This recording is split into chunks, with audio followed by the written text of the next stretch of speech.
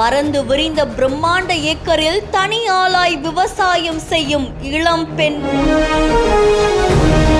Fashion designing முடித்துவிட்டு மனிதர்களே இல்லாத காட்டு வாழ்க்கையை விரும்புவது ஏன்? சொந்தமாக யூடியூப் சேனல், விவசாயம் என வருடத்திற்கு கோடிக்கணக்கில் வருமானம் ஈட்டும் இந்த புனிதா யார்? ஈரோட சேர்ந்த புனிதா அப்படின்றவங்க சக்கப்போடு அப்படின்ற ஒரு சேனல் நடத்திட்டு வராங்க. இந்த சேனல்ல கிட்டத்தட்ட 2 லட்சத்திற்கும் மேற்பட்ட பார்வையாளர்கள் இருக்காங்க.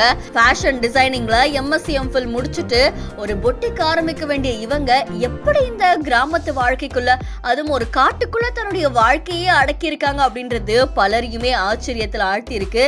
ஏன்னா இவங்க அப்பா அம்மா முழுக்க விவசாயத்தை சேர்ந்தவங்களாமா.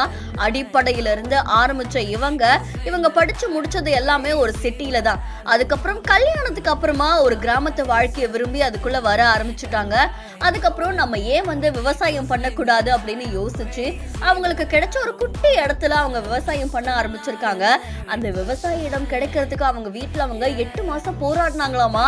அண்ட் அதுக்கப்புறமா அவங்களுக்காக ஒரு சின்ன இடம் கொடுத்ததுக்கு அப்புறமா அதுல ஃபர்ஸ்ட் கீரைகள் எல்லாத்தையுமே விளைவிக்க ஆரம்பிச்சாங்க. கொடி வகையில பீர்க்கங்காய், சொரக்காய்னு இந்த மாதிரி காய் வகைகளும் விளைவிக்க ஆரம்பிச்சிருக்காங்க. அண்ட் முழுக்க ஒரு காடு தோட்டத்துல இப்படி ஒரு விஷயத்த பண்ண முடியுமா அப்படின்ற மாதிரி அவங்க செயல்படுத்திட்டு இருக்காங்க. இது மூலமா அவங்களுக்கு தேவையான காய்கறிகள் எல்லாமே அவங்களுக்கு கிடைக்குது.